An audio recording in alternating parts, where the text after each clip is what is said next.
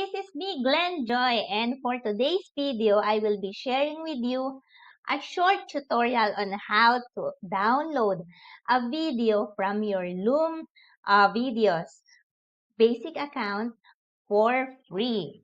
So now, go first to your Loom account and select from my library of videos the video you would like to be downloaded, of course.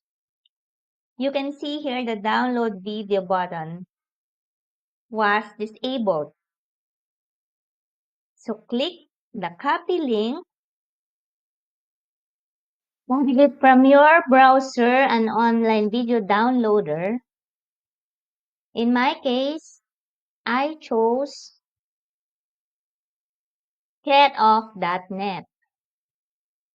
Just paste the link and download the video. This would only take a few seconds to download.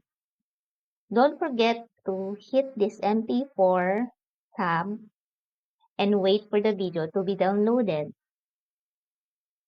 Download has started.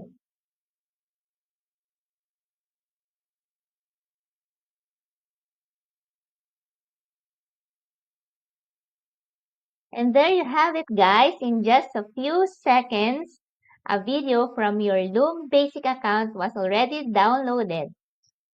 Thanks for watching!